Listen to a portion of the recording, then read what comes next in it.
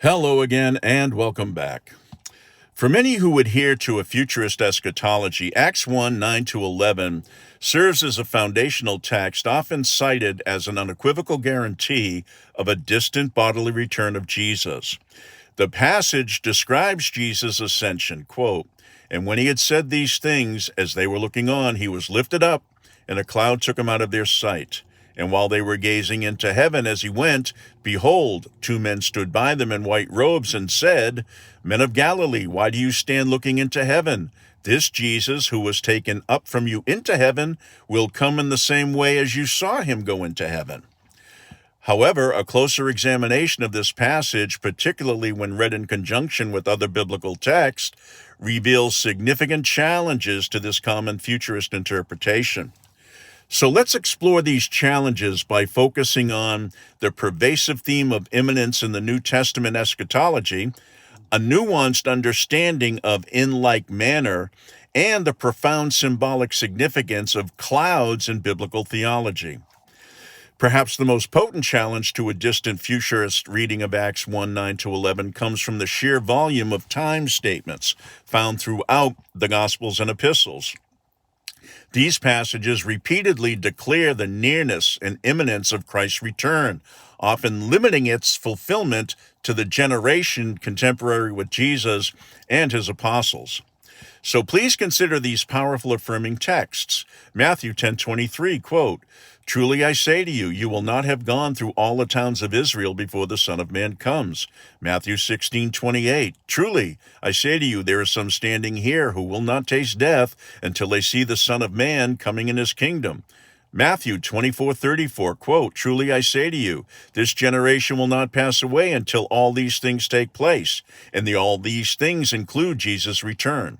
James 5:8, "You also be patient, establish your hearts, for the coming of the Lord is at hand." 1 Peter 4:7, "The end of all things is at hand. Therefore be self-controlled and sober-minded for the sake of your prayers." Revelation 1:1, "The revelation of Jesus Christ, which God gave him to show his servants the things which must soon take place." Revelation 22:10, "And he said to me, do not seal up the words of the prophecy of this book, for the time is near." These statements, among many others, paint a consistent picture of an event that was expected within the lifetime of the apostles and their immediate audience not 2,000 years later. To reconcile these clear declarations of imminence with the future return 2,000 years later requires a significant interpretive gymnastics that often undermine the plain sense of the text. If Jesus' return is indeed 2,000 years in the future, then these soon, at hand, and this generation statements lose their force and accuracy, effectively rendering them misleading. The phrase, "will come in the same way as you saw him go into heaven," is central to the futurist argument for a physically identical bodily return. However, this interpretation often overlooks the broader biblical description of Christ's second coming, which is anything but a simple replication of the ascension scene. The ascension in Acts 1 was a relatively humble affair. Jesus was lifted up, a cloud received him, and he went out of their sight. There were no heavenly hosts, there were no fiery chariots, no trumpets, no display of overwhelming divine power. In stark contrast, Scripture consistently portrays the parousia coming of Christ as an event of immense cosmic glory, judgment, and power. Futurists, for the great majority, hold to a literal interpretation of Scripture. Should they not be expecting the events in the following texts? Matthew 24:30, "And they will see the Son of Man coming on the clouds of heaven with power and great glory." Matthew 25:31, quote, "When the Son of Man comes in his glory and all the angels with him, then he will sit on his glorious throne."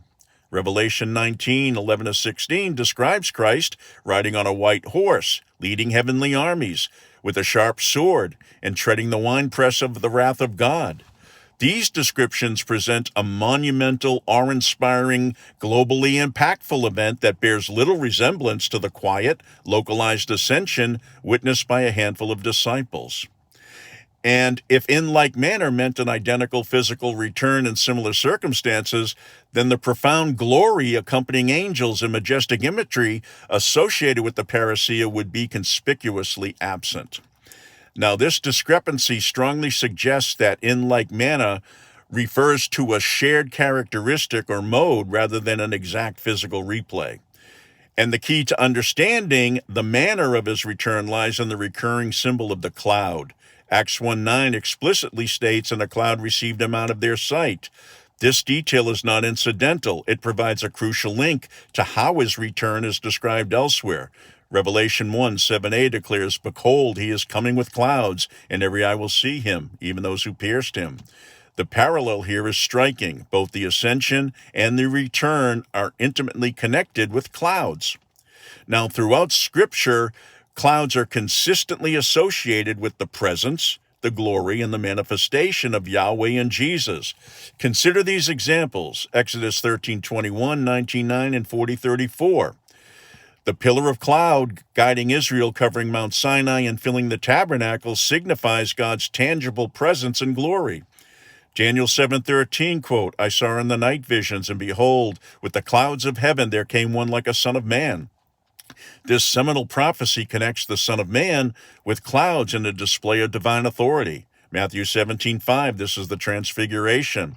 A bright cloud overshadowed Jesus and the disciples, and a voice from the cloud declared, "This is my beloved Son." This was a moment of revealing the presence of the Father and Christ's divine glory. The disciples in the original Jewish audience understood the symbolism of cloud language. In Isaiah 19:1-15, there was a judgment against Egypt, and the Lord is riding on a swift cloud and comes to Egypt, and the idols of Egypt will tremble at his presence. The Father didn't literally ride on a cloud. This is an example of Hebraic, apocalyptic, hyperbolic language describing his coming to judge Egypt. Therefore, when the angels declare Jesus will return in the same way as he departed, the manner is best understood not as a literal physical exactitude of the ascension's humble setting, but rather a divine symbolic manifestation involving the glory of God symbolized by clouds. Jesus' glorious return was manifested in the destruction of Jerusalem and the temple in AD 70 by the Roman armies, Jesus' instrument of his vengeance on apostate Old Covenant Israel. He judged them for sharing in and shedding the blood of the prophets and those sent by Jesus to preach the gospel, and also for rejecting Jesus as Messiah. He left in a cloud, a sign of divine presence, and he will return with clouds, albeit symbolically signifying his power, glory, and judgment. The like manner refers to the shared divine element of cloud-shrouded glory, not the specific physical circumstances of his departure. The futurist reliance on Acts 1:9-11 to exclusively guarantee a distant physical identical bodily return of Jesus encounters significant biblical challenges. The overwhelming witness of the New Testament time statements points to an imminent fulfillment for the generation of Christ's contemporaries.